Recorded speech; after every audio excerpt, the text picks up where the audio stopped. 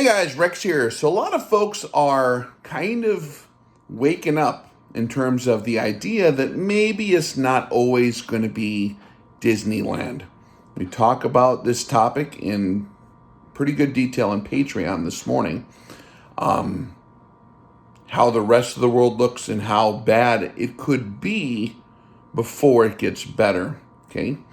And we talk about, I finally answer my opinion on the concept of like the pre-trib rapture and some of these ideas that are out there. I cover that thoroughly in Patreon. Too scary to do here. But with all these people kind of snapping out of this deal and realizing, hey, maybe, good people should be prepared a little bit. I'm not a prepping expert. I'm not a survival system expert. My shtick is my long-range deal. I'm a musician. I'm a fun guy. I'm a commentator. I'm a comedian, right? I would direct you to people who do that. But I will share with you a few things that I've learned from people that are experts. It's not about buying the right stuff right off the bat. It's not about even necessarily having the ideal property or any of this stuff. It's really about being able to organize and properly understand how different layers of survival systems can fit together. For example, there are some basic needs that humans have, or you will not survive the earth. Around here in the wintertime, shelter is one of them. So that's shelter and heat. So think of that, like just make a very simple list. I like to keep stuff simple. You need shelter and heat. You're going to need water. Nobody remembers water. Oh, I got a generator and a well. How much fuel do you have? You have to actually do the numbers. That's where I would turn you to the experts. Like, how many options you got? What if your well breaks down? Do you have the equipment to fix it? Do you have a river nearby? Do you have a spring? Can you get stuff off your roof? Right? Stuff like that, right? That's what I'm talking about with layers. So you got shelter and heat, right? You got water, food, right? Do you have a way to... here's the deal. Have you actually gone through the numbers on the food thing?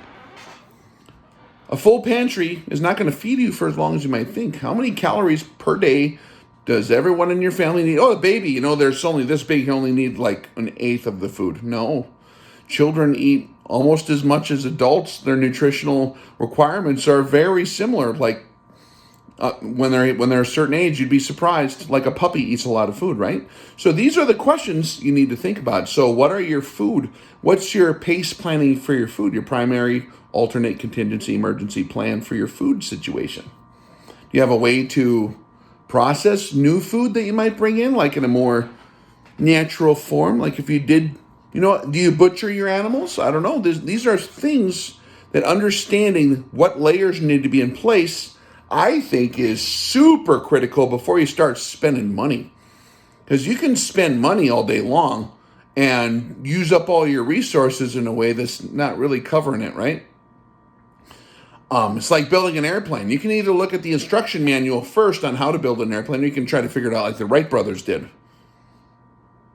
It might be smart and wise and more efficient to actually go and figure out all the evolutions that happened over the last 100 years on airplanes. Be like, oh, wow, this is a good idea.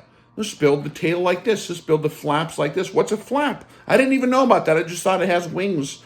Like you have the bird, remember the bird flappy thing with the springs on it? They're try to fly this way, or the umbrella that goes up and down, and like dudes are just like getting freaking whiplash. Is that how we want to be with this topic? You see, we're MacGyver. Every dude is automatically MacGyver. Because we're dudes. We don't know how to learn nothing from nobody. Okay. Good luck with that. Are you going to have a drink of water while you're figuring this stuff out when everything happens? So what I'm saying is, like, the biggest thing we can have is learning what the priorities are, how to layer the solutions to cover those priorities, how to layer them to where it's like interwoven. Like one strand of reeds from the river can't really hold a lot of stuff. But if you figure out how to weave these different concepts together, and they produce like a basket or a shelter or a wall or a roof or clothing or a trap, right? a lot of stuff you can do if we're willing to learn from those people. So that's, I think, very important, is to go through all those different and study it. But then we also need to, like, here's the other thing. The more we study the scenarios, like we did this morning on Patreon, and the more we study case study examples of how the stuff is happening now already in certain places and how rough that can be, that will be your motivation to do the things. I see people a lot of times who have zero motivation. They just want to learn stuff and talk about it, right?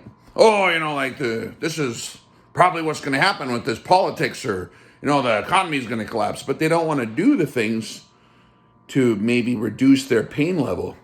You know why that is? You can't talk to people enough. You're not going to magically conjure up their motivation for them by telling them they need to be motivated. That's not how this deal works. Here's the motivating factor. When they understand the consequences through studying the case study examples, if they were to travel the world a little bit, or at least know what's going on in the world a little bit, now they're going to be motivated because they see the reality of what's coming. That's the motivation. Do you really believe this is reality, or is this just like one of those fishing shows on TV or whatever to you? A lot of people, it is a fishing show on TV. It's interesting. Or like Modern Turbo Survivors on CNN, or I don't have TV. I have no idea. But I like Naked People on the Island, Part 3. Oh, this one lady had drama on the island, and then she tried to go fishing, but she was so sad that she didn't catch fish. I don't even know, dude. Kind of funny, right? I think it's funny. It's entertaining, I suppose, maybe. But the reality of it is not entertaining, but it's not unattainable either. Like I said, I'm not an expert. That's not my shtick. It's not a thing. I'm just trying to have the base level proficiency that dudes used to have even 50 years ago, right? Power could go off for a month in the winter. What are you going to do? Shit. Okay, how many square foot is my house? What's the insulation R value? Do I have stuff to cover the windows to maintain it? Can I set up a tent in here? What room do I want to pick not to freeze? How long if I keep the temperature at 35 degrees or 40 degrees versus 72 degrees, nice and cozy, where I get to sit here with my cocoa, right? How long can I make my fuel last that I do have, even if it's not enough for 50 years? You know what I mean? The logistics part. That's how professionals do this stuff, right? Ask the professionals. That's their thing. Okay? I'll put a list of channels that I think are good YouTube options. Some of the guys I know that are into this, they don't do any media. They live it. And so therefore they don't have a channel, right? They're living it, for real. No phones, no media. What? Why would I videotape myself doing this? Some of them do, though. Some of them have taken time out of their day, and they don't like it. They're doing it because they have compassion. I'll share some of those outfits that I think do a pretty good, honest job. So you can go check them out and kind of maybe go through their library of experience in their different videos. They're doing it out of a service for everybody, right? Kind of like I did that for shooting stuff, right? I'll just show everyone how to shoot on this video for no reason. I think it's fun, and I want to share fun ideas with other people. Plus, I like visiting and, right? It's cool. It's cool, but I think that, don't, think that you have to eat the whole elephant all at one time. You shouldn't be eating an elephant, by the way. No, don't eat the elephant. Don't think you have to eat the whole Cape buffalo in one bite, okay? You need to learn how to segment it off, mix it with other things in balance. If you just eat a Cape buffalo until it's gone, you're going to have problems. I mean, you're going to have indigestion, you know what I mean? You can't just be strictly on that diet. You have to mix it in with other things in life. See? I think this is where people in order to be prepared for the apocalypse, I have to eat this entire water buffalo right now. Whoa, easy. Get some vegetables, take a bite, sit around for a while. Are you full? Well, then stop for a minute. go do stuff, come back, okay, I can handle a little more of this meat here, okay? So like stuff you can do now might be way easier than you think. Keep your car filled with gasoline. If you have gas cans, always keep them topped off, always. Like standard operating procedure, before you get home from work, you stop and top it off. You can do that every day. Every day you can buy another brick of 22 ammo that's available again, right? Even though it's expensive, just buy an extra brick and put it there. Every time you go to the grocery store, I've been doing that. That's why I never, like, the ammo thing never affected me, really. I'm like, I'm good for a little while, right? You can, every time you go to the grocery store, buy a, 20 or 50 pound bag of beans and a bucket. That's not like thousands of dollars. It's like, I don't know, $32 probably, I don't know. And then put the lid on there and then just put it in the shed or put it in the basement or wherever it's a good place to store it, right? You don't have to do it all in one big pile. Do it a little bit all the time. And it takes time over inconsistency, right?